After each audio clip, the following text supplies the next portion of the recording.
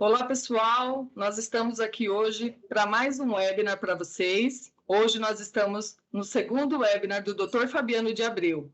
Ele é um super neurocientista, PhD, mestre em psicologia, com várias formações nacionais e internacionais, além de sempre estar se formando em várias coisas, pesquisador, especialista em nutrigenética, genômica e genômica, biólogo também. Hoje ele vai trazer um papo sobre genética super importante para nós, e eu posso dizer especialmente para mim. O doutor hoje vai falar sobre a influência importante, a importância dos exames genéticos, né, doutor, nos tratamentos de saúde em geral. Doutor Fabiano, seja muito bem-vindo. Muito obrigado por aceitar o nosso convite aqui hoje. E vamos lá, a palavra está com você. Luciane, tudo bem?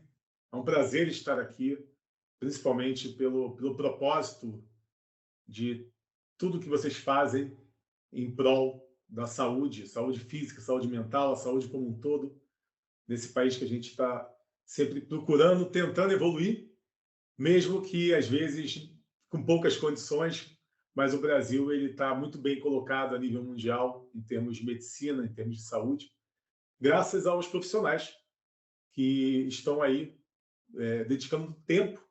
E falar de tempo, eu estou há um tempo aqui, quase um mês, comentei com você, debruçado, sem dormir direito. Eu até peço desculpa se meu raciocínio falhar, mas eu estou dormindo muito pouco, porque eu mergulhei de cabeça na genética, porque na época da neurociência, né? Na época, não porque a neurociência em toda a época, mas na época que eu estava mais aprofundado ali nos estudos da neurociência no meu PhD, eu sempre esbarrava com o gene. Como eu tenho na minha formação de base também a biologia, e a gente aprende DNA em biologia, mas, obviamente, você só vai se aprofundar, mergulhar de cabeça dentro da genética se você for estudar a genômica, se você for estudar a fundo tudo isso e como funciona.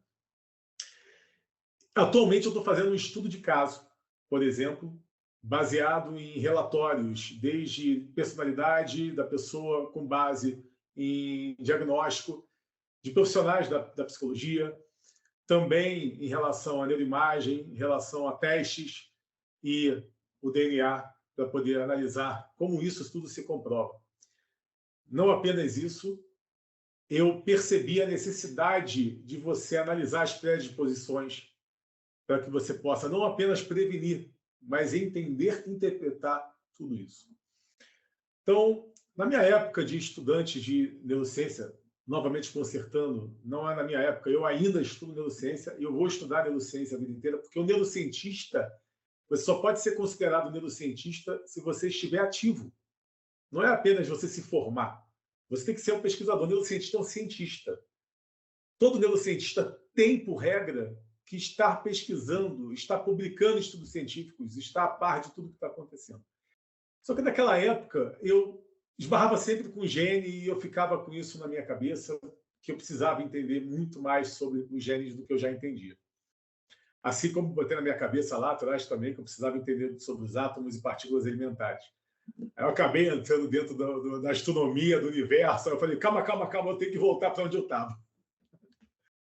Mas eu comecei a estudar os genes relacionados ao cérebro e à inteligência, porque eu percebi que existe muito pouco sobre isso e os estudos genéticos que você vai analisar muito mais focado em doença, nutrição, né, ancestralidade, mas eu quis entrar numa área muito mais profunda, muito mais perigosa, muito mais delicada, porque eu adoro desafios. Então, fui para a área da inteligência. E você, na área da inteligência, você também vai ver outras vertentes. Existe hoje, quase que, dentro do meu conceito, uma obrigatoriedade de você ter testes genéticos, para você analisar a sua predisposição e, a partir de então, você prevenir e entender sobre você. Claro que você tem um ambiente, mas não se esqueça que o DNA é o precursor. Então, o ambiente vai formatar quem você é junto àquele precursor. Então, você tem uma predisposição alta para aquilo e você levou uma vida de maneira contrária à sua predisposição, Então, não vai desencadear, mas você sabe que tem ali a predisposição. Mas se você tem a predisposição, um exemplo, predisposição ao vício, e aí você começar a fumar e beber, você sabe que você tem uma chance maior de ficar viciado naquilo do que quem não tem predisposição alta ao vício. É interessantíssimo. Então, usando o exemplo, eu tive aqui um caso de um paciente que procurou a psicóloga que indicou, inclusive, a minha consultoria, e ele não conseguia, ele se matriculava nos cursos e ele não conseguia fazer o curso. Ele pagava o curso e não conseguia fazer, então ele decretou que ele tem TDAH. Fez um teste de QI, o teste de QI deu uma pontuação bastante interessante no QI dele, o que não tem essa relação, né?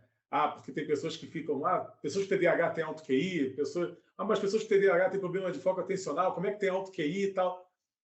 Bom, não vou entrar nesse assunto, mas existem sim pessoas com TDAH e alto QI.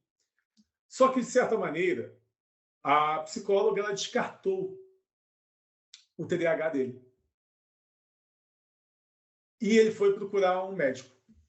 O médico fez exame de sangue nele, aliás, pediu para ele fazer exame de sangue. Ele fez o exame de sangue, entregou e o médico falou: olha, não tem nada aqui. E aí, Luciene, uma situação dessa, como é que fica o paciente, né? Foi então que ele, na consultoria,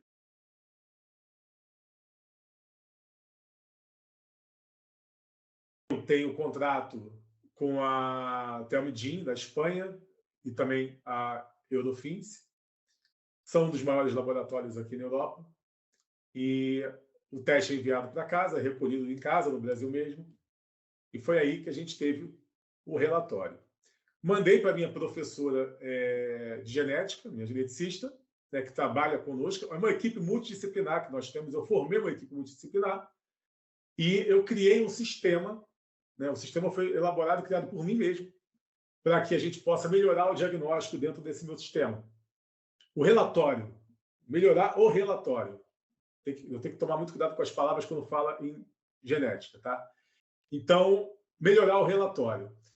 Como é que funciona isso? A gente tem um relatório, a minha geneticista, né, ela vai pegar esse relatório e vai moldar da melhor maneira possível para entregar ao médico, né? Então, eu tenho toda uma equipe aqui que cada um faz a sua função e eu faço essas funções mais administrativas, até porque não tenho tempo para tudo, mas também vou dar minha pincelada neurocientífica sempre, mas vou deixar para os profissionais, obviamente, cada um tratar da sua área.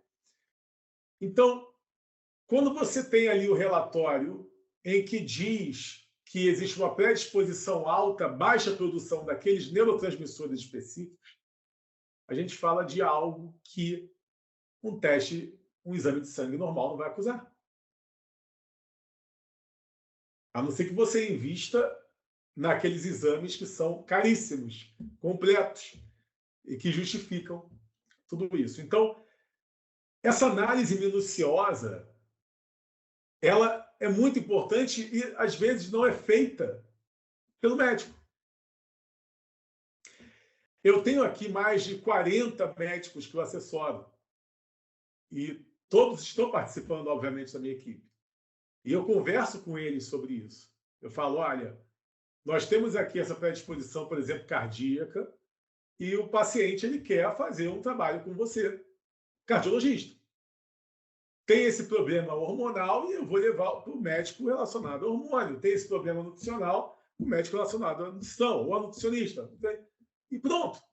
É assim que a gente trabalha a equipe multidisciplinar.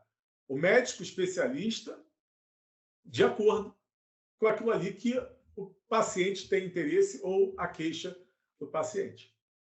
Certo? Então, você vai lá e leva o paciente para o endócrino vai pegar e vai trabalhar em relação àquilo ali, a deficiência do hormônio específico, etc. E aí, a partir dali, ele encontrou a solução que ele antes não tinha encontrado. Então, ele tinha ali uma psicóloga que descartou algo que ele acreditava realmente que tinha. Nós temos um médico que passou um exame de sangue normal que não vai acusar nada. Né? E nós temos ali um relatório genético que fala de uma alta predisposição para aquilo, e aí você envia para o médico especialista naquilo, que vai, com base na análise, fazer ou passar mais exame relacionado, ou até mesmo fazer o tratamento de acordo com aquela queixa do paciente em relação ao relatório. Então, eu percebo e já percebi e penso que hoje em dia se faz necessário você ter um relatório também, é importante. Tem muita gente que tem medo. Porque eu vou descobrir uma doença. Não, você não vai descobrir uma doença, você vai descobrir predisposição. E você vai se cuidar. Às vezes as pessoas e não sabem ler o relatório. E aí está o problema também de quem faz o relatório. Tem pessoas pegando teste genético de ancestralidade e fazendo update ali naquele softwarezinho que vai te dar resultado de coisas que não são relacionadas à ancestralidade. Aí ela vai tomar um susto sobre algo que não é verdade, porque o software não tem capacidade, né? Mais que utilize a imputação, mas como é que aquele software vai dizer de concreto o que é aquilo se você tem uma quantidade de variantes pequenas naquele teste? Né? Você vai utilizar empresas como MyHeritage, 2trainme, Ancestry, são as três principais hoje no mercado de ancestralidade. Mas existe um limite de variantes, porque elas são feitas para poder ver a ancestralidade. Elas até são boas, porque elas conseguem dar um raw data, os dados brutos, para ver muita coisa. É até interessante isso, porque elas conseguem dar dados brutos para ver muita coisa. Mas não pode ser em definitivo.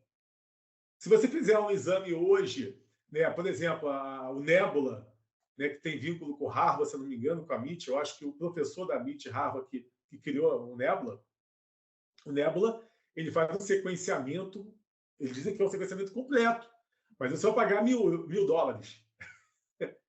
Né? E vai te dar um resumo com base no sistema. Mas quando você vai para uma geneticista, a geneticista vai desmembrar aquilo tudo e vai fazer você entender muito além do resumo dado pelo aquele software. Então, por exemplo, você pegou lá os dados em relação àquele RS, dizendo que você tem uma predisposição alta à inteligência, né? Aquele tipo de inteligência, até porque genes da inteligência tem muitos genes da inteligência. Tem muitas variantes da inteligência. Mas você tem que entender, interpretar aquilo ali. E é perigoso o software que interpreta. Nós já encontramos aqui softwares que erram no relatório. Esses softwares online, que você paga 8 euros, 10 euros, 15 euros, falando em valores em dólar, em euro, para te dar relatório. E não é assim. Aí você vai lá ver. Poxa, mas o meu gene da inteligência deu aquilo ali. Mas calma aí. Você tem quantos anos de idade? Porque tem ali, por exemplo, eu encontrei um RS em que é a identificação, em que aqueles dois alelos, na juventude, tem relação com alto QI. Mas na fase adulta, não. Olha isso. Aí, como é que o sistema vai ler esse RS e interpretar a sua inteligência? Ele te perguntou quantos anos você tem, ele está analisando a tua idade. E fora isso, tem que ter uma série de variantes, né? Uma série de coisas a serem analisadas, o que nos mostra que não basta fazer, né? É importante fazer, mas tem que ser de qualidade, né? De procedência. Tem, porque aí você vai olhar aquela RS ali, por exemplo, aí não foi a predisposição para inteligência naquele RS de intermediária alta. Aí depois você vê um outro RS que para a cognição é ruim. Aí tu vai ficar assustado. Mas aí tem outro RS que pode compensar aquele ali. Ou seja, um fato ali, ele vai compensar o outro. Você pode ter aquele gene, né, para o alto QI, usando a inteligência como exemplo. Você pode ter aquele gene para a cognição mais baixa e aquele outro gene para alto QI que sustenta que a cognição aumente. E aí essa pessoa vai fazer um teste de QI e tira um QI alto. Entendeu? Isso é interessantíssimo. Né? Eu tô inventando dados aqui. Esses dados que eu estou dizendo não são dados relacionados a nenhuma pessoa específica. Eu estou inventando aqui para que possa compreender como é importante que tenha um geneticista mexendo no teu relatório. Porque está uma febre hoje, Luciane, de você pega os teus dados do MyHeritage e você faz o update naquele sitezinho que cobra 10 euros só. Né? E não é assim. Eu peguei aqui dados, né? Botei para a minha equipe, a gente está falando de dezenas de dados que nós pegamos. A gente contratou quase todos os sistemas. Foi um baita investimento, Luciano. A gente contratou tudo quanto é sistema que existe. A gente pediu para eles fazerem testes em vários laboratórios e a gente comparou o resultado do laboratório com o resultado dos testes que fazem o update e aumenta o teu relatório, porque tu pega um dado bruto desse de uma empresa que analisa ancestralidade, aí tu coloca para analisar a doença num site que diz que faz o update desses dados e que vai te dar as doenças. E a gente encontrou muito erro, muito erro mesmo. E isso é perigoso, porque a pessoa leva ao erro, ela foi levada ao erro, ela está achando que é uma coisa e que na realidade não é. Claro que tem genes, tem identificações que são menos complexas do que as outras. Você analisar nível de vitamina, essas coisas são mais fáceis.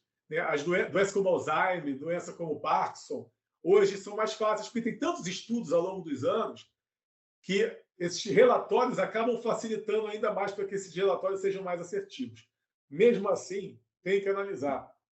Você vai ver os genes relacionados ao Alzheimer, você vai ver os genes relacionados aos neurotransmissores específicos, dopamina, acetilcolina, entre outros. Né? Isso tem que ser analisado. Então, a conclusão que eu cheguei para criar esse sistema, essa equipe multidisciplinar, é que todos os sistemas que eu paguei lá, investi para poder analisar, separei um ou outro que é melhor, mas muito mais do que isso, a minha equipe de geneticista ela vai fazer algo muito melhor do que eles fazem, para te dar algo muito mais assertivo, para que o médico possa olhar esses dados e trabalhar em cima desse dado com uma segurança. Então, o que eu digo hoje aqui, com base na experiência que eu tenho em relação a tudo isso que eu falei, é que cuidado com os dados de ancestralidade para você utilizá-los para ver doença ou qualquer outra coisa. Cuidado com software baratinho. Os melhores são os mais caros. Então tem que tomar cuidado com o software baratinho que vai te dar aquilo ali. Eles não veem tudo. Eles, às vezes, analisam em forma de imputação qual deve ser o alelo não encontrado nos teus dados brutos. Aí tu fez o exame, não foram encontrados aqueles IDs, aqueles RS. Aí, por imputação, por mais que estudos digam que a imputação ela tem um percentual muito alto de assertividade, mas até que ponto eu me sinto seguro em acreditar no resultado da imputação? Né? Eu prefiro muito mais um sequenciamento enorme e mais assertivo. Então, eu me uni a uma empresa de laboratório que pudesse me dar a maior quantidade de dados possíveis para que eu não faça uma imputação de estimativa. E sim, tenho dado real em relação ao gene para poder trabalhar melhor o gene daquela pessoa em relação à predisposição dela. Certo. Que é o caso que aquele moço precisava para ter certeza do que ele tinha, que não era o TDAH. Ah. Exatamente. E ele, com a permissão dele... Opa! Apertei aqui sem querer no vídeo, não foi? Pronto, voltou. E é porque eu estou olhando para baixo e a câmera está lá em cima, então eu estou subindo aqui. Mas, e com a permissão dele, a gente também analisou em sites confiáveis o relatório dele, né? E vimos que o sequenciamento, o que nós fizemos através da geneticista, ele foi realmente muito mais assertivo, muito mais confiável do que os softwares utilizados. Então, obviamente, não estou não estou aqui tentando menosprezar os softwares, os sites, mas existe uma corrida tão grande comercial para vender relatório. Imagino. E até que ponto aquele relatório é tão assertivo, né, nessa corrida? Até que ponto eles utilizaram de estudos que se comprovaram outros estudos? Então, hoje, quando você vai trabalhar com o gene do Alzheimer e do Parkinson, você tem aí décadas de estudos que aí você pode confiar muito mais, levando em consideração que a gente sequenciou o DNA há pouco tempo, né? Eu, com 42 anos de idade, posso dizer que há pouco tempo. Mas a gente tem tempo suficiente para ter estudos suficientes para poder... Então, é importante, sim, você procurar um laboratório que te dê o maior sequenciamento possível, maior quantidade de dados brutos, ou um laboratório que seja específico.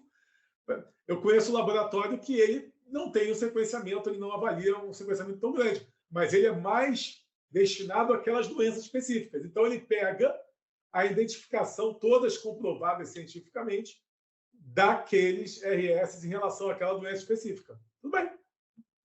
Tudo bem. Doutor, sua câmera está congelada aqui para mim. Para você está tudo normal? Para mim, você aparece bem, eu apareço bem. Para mim congelou também, pessoal, a imagem. Só a imagem, o som está perfeito. Apareceu aqui, seu vídeo parou de funcionar. Tente reconectar a câmera. Calma aí. Apareceu? Está congelado ainda. Deixa eu desligar a câmera e ativar de novo. Congelado ainda? Perfeito. Perfeito. Vamos dar uns segundinhos para fazer a edição do corte desse pedaço. Tá bom. Então, se você quiser falar do caso, para a gente usar mais um exemplo. Sim. O teste genético, sem dúvida, foi um divisor de água na minha família, né? De águas. A família inteira, por parte do meu pai, sofreu com perca de visão muito cedo, alguns por impacto no esporte. E a gente acreditava que só tinha uma doença ocular grave, uma miopia alta, alguma coisa assim, né? E assim foi. Meu avô era deficiente visual, o meu pai perdeu a visão com 36 anos, eu tive um primo que perdeu com 6 anos, e infelizmente meu filho foi acometido com descolamento de retina aos 13 anos, né? Por sorte, digamos assim, eu consegui acesso a um médico oftalmologista renomado aqui no Brasil, e ele indicou pela primeira vez, depois de todos esses parentes que eu mencionei buscaram tratamento, cada um no seu tempo, enfim, mas depois de tudo isso, ele falou que tinha que fazer um teste genético, sim, porque poderia se tratar de uma doença, de uma condição genética, né? E aí fomos procurar fazer os exames, tudo, e realmente acusou, né, a síndrome de Stickler. Somos portadores da síndrome de Stickler, é nova, ela foi foi mencionada em 1965, então muito pouco se sabe. Meu pai já tinha nascido, meu avô, enfim. E agora sim, sabendo, né, do que somos portadores, o Caio tem condição, que é meu filho, né, tem condição de agir preventivamente, né? Coisa que meu pai não pôde, meu avô não pôde, até por falta também de recursos, né? Mas hoje o Caio pode trabalhar, em primeiro lugar, quando ele for ter filhos, né? Tratar dessa situação já com um olhar diferente, coisa que eu poderia ter feito, né? Eu tenho 41 anos, mas ainda não é como hoje, ainda não é tão acessível. Mas o Caio, ele agora pode ter esse olhar quando ele resolver ter um filho, né? E, quanto à saúde dele hoje, agir preventivamente, cuidar melhor das articulações, da audição, porque essa síndrome acomete um gene que sintetiza o colágeno, então nós temos a deficiência de colágeno e é o que causa lá, né, o descolamento da retina precoce.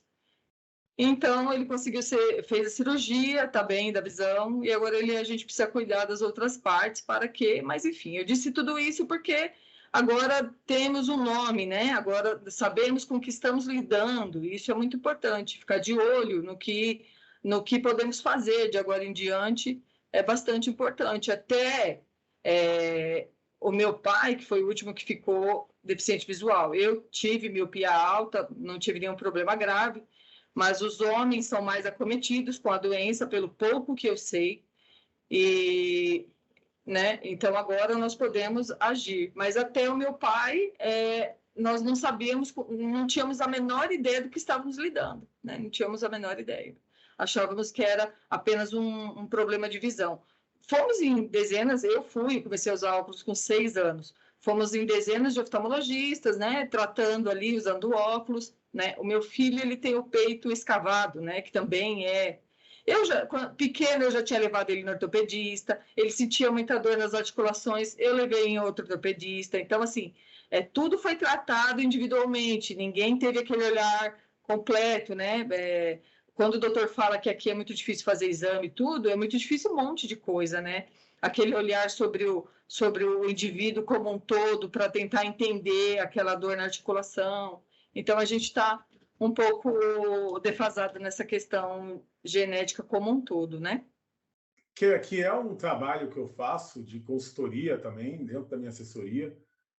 Igual eu falo com os médicos psiquiatras, por que antes de passar o medicamento, não tentar entender e fazer um tratamento psicológico naquele paciente antes de ir para um medicamento. Falo isso até em relação à minha própria família. Meu pai usou Rivotril durante muitos anos da vida dele, e eu fui responsável pelo processo de desmame, né? Deu certo, mas eu sei a luta que a gente passou. E quando eu comecei a estudar neurociência na época, meu pai já fazia uso do Rivotril já há muitos anos. Então, quando eu já tinha conhecimento para poder trabalhar junto com um neurologista aqui em Portugal, para poder fazer o processo de desmame, né? Comecei fazendo o processo em casa, levei isso ao médico, a gente conversou, eles aqui respeitam muito, e falou: Fabiano, me passa aí o que você acha que deve ser feito, e a gente faz. Falei: tá bom. Então, trabalhamos juntos nesse processo. Hoje, meu pai se viu livre do Rivotril.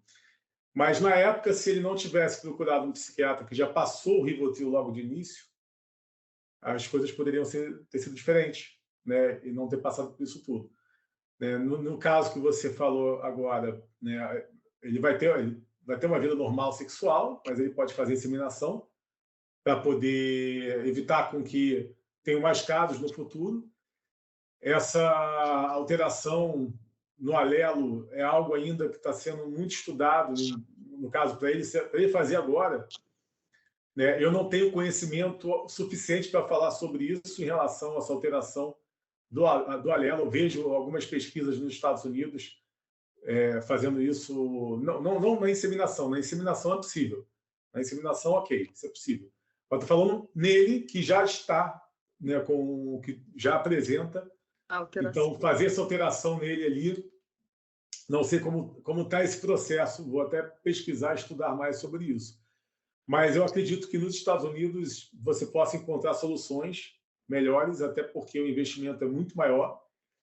Eu, como neurocientista, posso falar com ênfase, eu me relaciono com vários países do mundo, e assim, o Brasil ele tem um avanço na medicina muito vinculado à vontade dos próprios médicos, das pessoas em si, por ser um país muito grande, por ser um país muito livre, muito liberal, né? E você acaba podendo fazer mais coisas para poder aprender mais sobre aquilo. Igual eu falo aqui, porque o dentista do Brasil é melhor? Porque tem tanta gente para tratar o dente e tanta gente que acaba sendo cobaia, que acaba se aprimorando. E por causa da concorrência também, que você acaba tendo que se aprimorar. Mas no Brasil você faz tratamento em mendigos e pessoas moradores de rua, né? Você faz tratamento de moradores de rua e acaba sendo ali um teste que você está fazendo para aprimorar. O que não acontece aqui na Europa.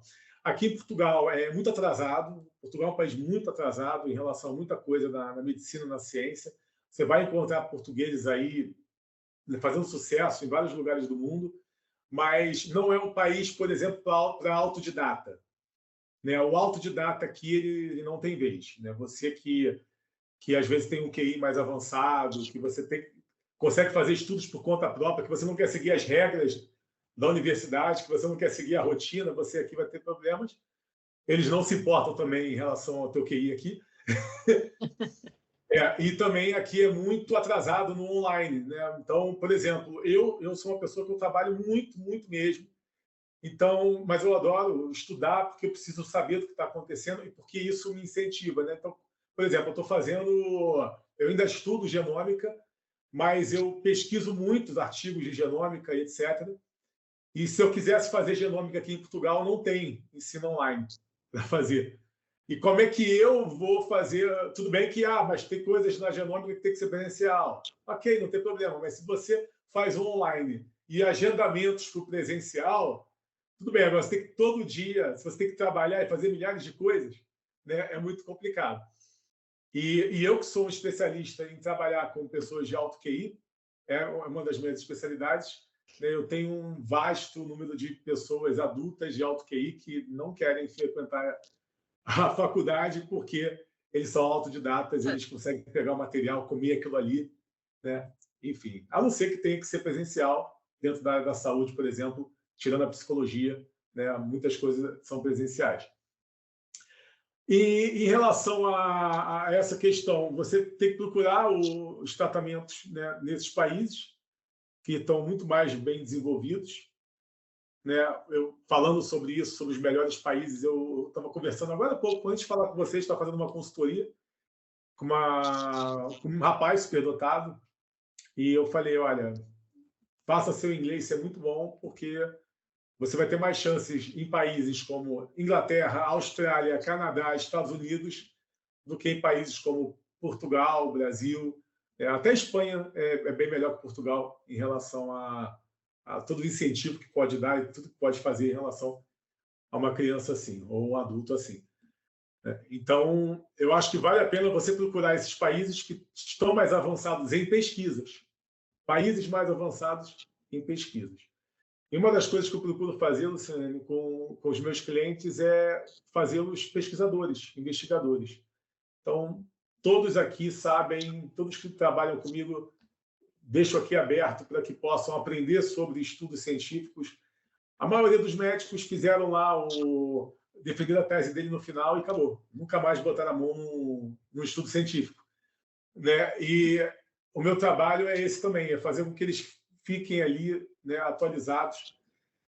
Não vou citar nome, óbvio, mas eu conversei com um neurologista uma vez, há 2 anos atrás, e eu falei sobre umas descobertas que foram feitas em relação a neurotransmissores, e ele, que é neurocirurgião, e ele falou que não sabia daquilo. Não sei, não sabia disso. Eu falei, tá, mas você não faz cirurgia?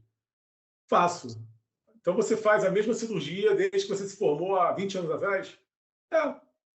Ou seja, trabalha no automático e às vezes não se atualiza em relação ao que está acontecendo, podendo aprimorar, melhorar. E eu acho que medicina é ciência, e eu acho que mais do que nunca os médicos eles precisam ser cientistas também, e também poder utilizar o que tem de melhor hoje, que são os relatórios genéticos, porque quando você analisa a predisposição, você já tem ali algo muito bom sobre aquela coisa que você achava, que você acreditava. Então, pela sua experiência médica, você está olhando para o seu paciente, está fazendo anamnese, você já tem ali na possibilidade, você pede um exame para ele, mais ou menos sabendo o que pode ser, mas aí quando você vê os dados genéticos, você fala, realmente, é isso aí.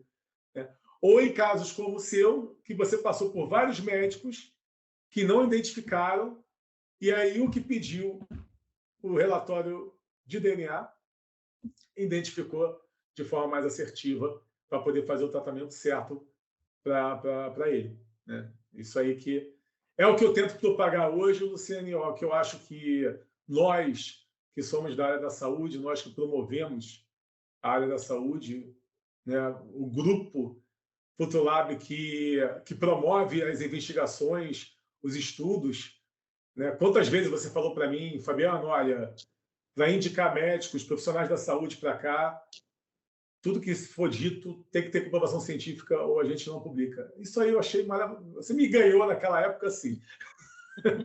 Você naquela época falou isso, eu falei, nossa, eu estou no lugar certo. Porque, claro, o médico, o psicólogo, quem for, o biólogo, quem for ali da área da saúde, que for falar sobre aquele assunto, ele tem que ter embasamento científico realmente para aquilo que ele fala. E olha que interessante, eu me lembrei muito de você quando eu fiz agora, há pouco tempo, uma consultoria para um grupo, falando sobre a transformação da rede social. Né?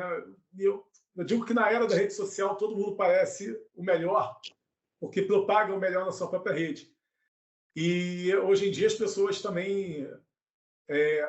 aqueles coaches do passado, eles estão estudando, porque sabe que coach já não é mais interessante, né? Você precisa ser muito mais do que coach.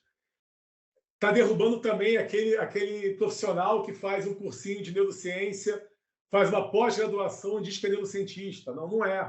Não é. Na Europa, nos Estados Unidos, em nenhum lugar, nenhum país desenvolvido, você é neurocientista se você fizer só pós-graduação em neurociência. Isso não existe.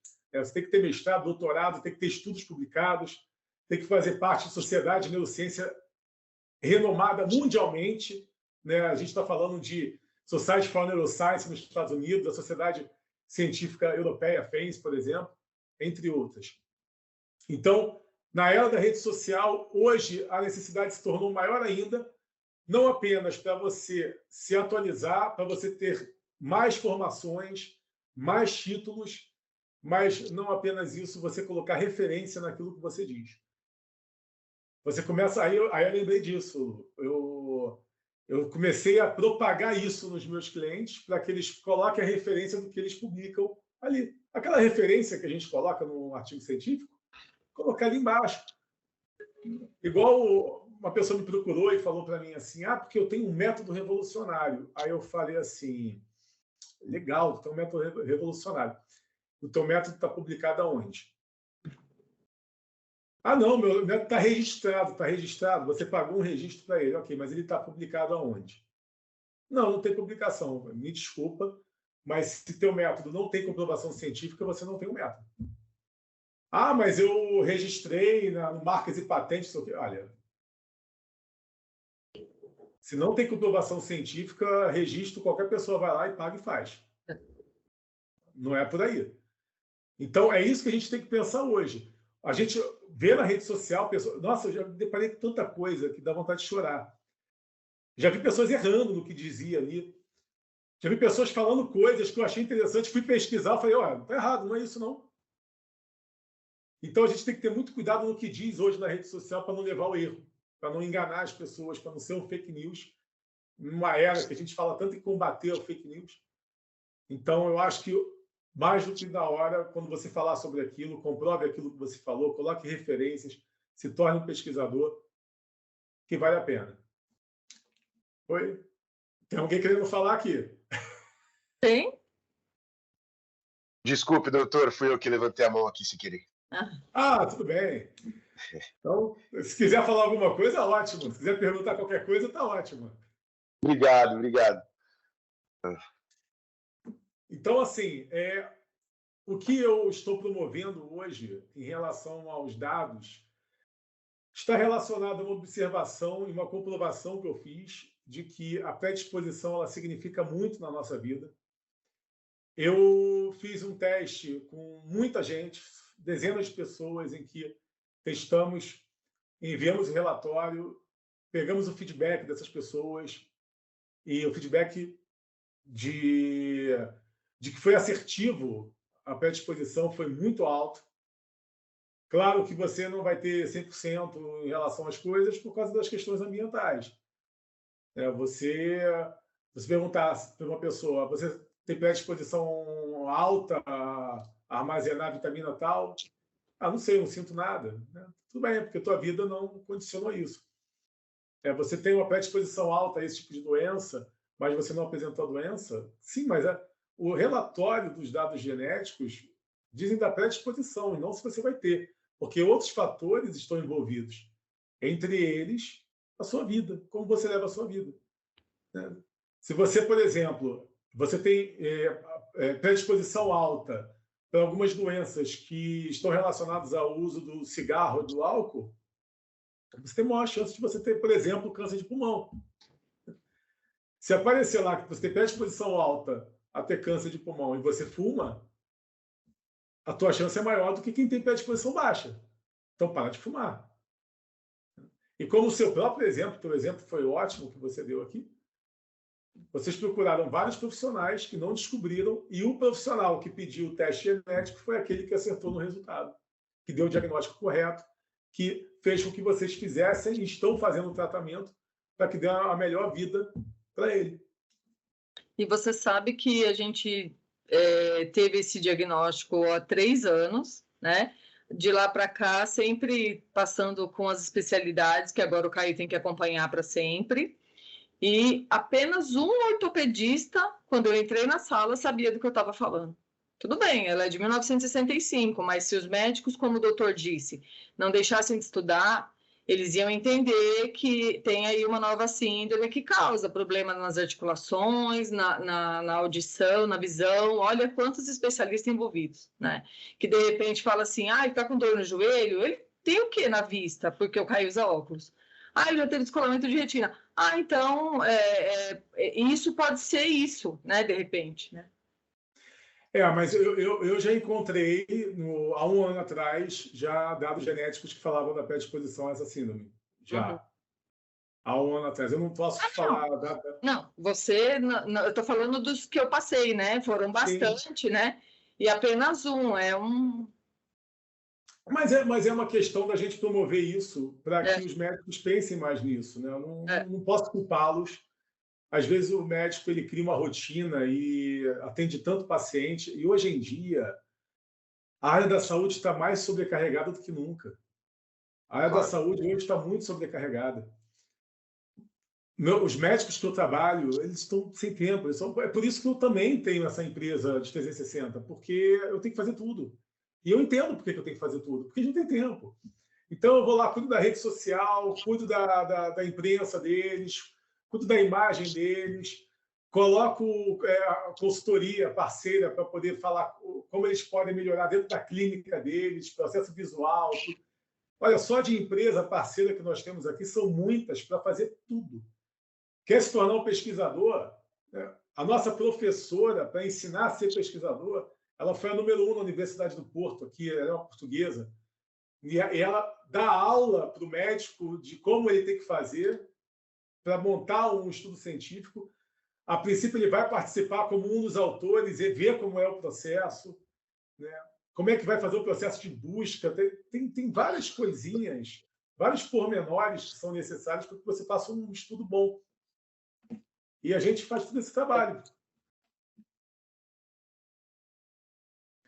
É uma maneira que a gente encontrou, que eu encontrei, de não só fazer com que o médico ele deixe seu legado na vida como profissional, com registros na imprensa, com uma rede social boa, mas que ele possa ser o melhor também no que ele faz. Eu tenho uma médica aqui com pós-odontologia que ela falou, Fabiano, em 6 meses com você, eu comecei a palestrar, eu hoje sou uma pesquisadora, eu hoje faço um trabalho bem melhor no meu consultório em relação às próprias pesquisas que a gente faz. Você me traz novidade aqui para eu poder trabalhar em cima dela, e agora ela está trabalhando, ela está se formando em nutrigenética.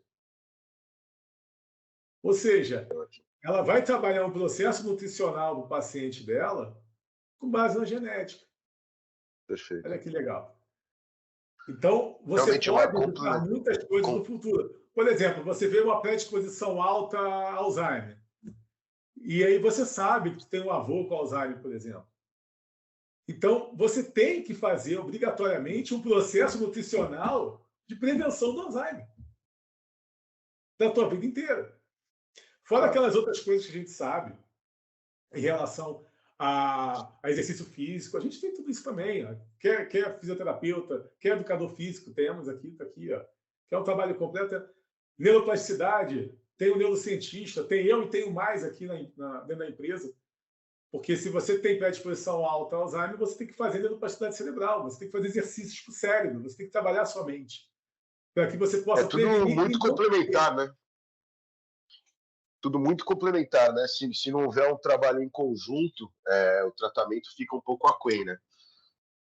Tem que ser uma equipe... É o que eu falo, por exemplo, com os médicos que eu tenho em clínico geral, né? Que são mais no sentido geral no que eles fazem. eu falo para eles, olha, tem questões ali que tem que ser específicas mesmo. Se você encontrou a predisposição alta para AVC, questões cardiovasculares, questões cardíacas, vale a pena você ter ali um cardiologista para poder fazer o necessário para prevenir. E esse cardiologista, David, ele vai indicar também até o nutrólogo, o nutricionista, porque, olha, faz isso aqui, esse plano alimentar aqui de nutrição, para que você evite problemas cardíacos. Sim. Um leva para o outro. É uma equipe multidisciplinar, em que um leva para o outro, todos somos amigos e todos queremos o melhor para aquele paciente. O interesse comum é o paciente feliz. Ele vai chegar e falar, olha, pô, estou da melhor equipe, vou indicar eles para todo mundo e por questões de empatia mesmo, e o que a gente tem que fazer, né? Já que existe uma promessa para o bem da saúde comum, então fazer com que isso prevaleça. Perfeito. É isso. Se precisarem de mais coisas, vocês perguntam que eu respondo. Não, acho que era isso, né? Nosso recado sobre a importância da genética e que tem avançado, né? A importância do exame. Vamos torcer para que em breve, quanto antes, todo mundo tenha acesso, né? E que possa ter a possibilidade, como o Caio, de descobrir cedo. Não foi tão cedo, mais cedo do que os outros familiares, né? Para ter um rumo melhor, né? Agir preventivamente, como o doutor falou, cuidado com né? O caminho que eu posso indicar para quem hoje não sabe por onde começar ou o teu médico ele tem conhecimento do laboratório, do geneticista para indicar, ou você procurar um geneticista que possa te indicar o melhor laboratório, ou o próprio geneticista ter o vínculo com o laboratório para te dar os melhores dados possíveis. Porque eu trabalho com uma equipe, tenho vários geneticistas aí renomados, e eu tenho essa formação, mas ainda sou aluno, porque a gente fala em DNA, a gente fala em genômica, é algo que você está sempre aprendendo e está sempre se atualizando. De vez em quando estão descobrindo uma coisa ou outra, a gente tem que estar... Então, somos eternos estudantes. Eu penso que na medicina, na saúde, em geral... Principalmente na saúde, né? Somos eternos. Não existe. Você não se formou em medicina e conseguiu seu registro médico, em psicologia. Você é médico, você é psicólogo, então você tem que estar se atualizando o tempo todo, porque as descobertas estão acontecendo a todo momento e mais acelerado ainda hoje em dia. Então, exatamente. O caminho que eu ensino é esse. O caminho que eu dou ou o teu médico ele tem um vínculo com o laboratório que ele confia, ou ele tem vínculo com o geneticista, ou você procura um geneticista que você busca ali na rede, veja que ele tem vínculos bons, coisas boas. A gente tem que fazer muita pesquisa hoje, tá? E a partir daí, o geneticista ele vai estar vinculado a um laboratório bom, porque o que a gente corre aqui, eu com a minha equipe, é laboratório. A gente corre atrás de laboratório o tempo todo e tentando encontrar o melhor que não seja tão caro, porque tem uns que são absurdos e o paciente não tem dinheiro para investir. Então, e também tem isso, olha que interessante, vai de acordo com o tamanho do investimento. Você pode investir mais e ter um dado muito mais completo, ou você pode investir menos e ter o dado mais relacionado. Mas hoje em dia, eu já digo que estudos genéticos já cabem no bolso da maioria das pessoas. Perfeito. Democratização, né? Exatamente, ainda bem. Então, tá bom, doutor. Então, gostaria de agradecer a sua presença aqui mais uma vez, com um tema bastante importante. Acredito que temos pauta aí para muitos outros encontros, né? Agradeço a disponibilização do seu tempo. E o Davi quer falar alguma coisa? De novo aqui, errei o botão, pessoal. Queria bater palminha e fui levantar. Mas bom, só aproveitando o gancho... Oi? Desculpa. Não, só aproveitando o gancho, eu achei interessante todo esse comentário que vocês fizeram sobre a necessidade de atualização do profissional, principalmente na área da saúde. Queria só deixar claro, né, para o internauta que está aqui ouvindo a gente, que essa é uma das missões da NewsLab, trazer informação nova para o profissional estar podendo buscar conteúdo sobre o que tem acontecido de novo na medicina, na genética, no seu ramo de interesse. Então, eu convido todos aqui a olharem aqui o nosso canal no YouTube. Tem muita informação legal para vocês.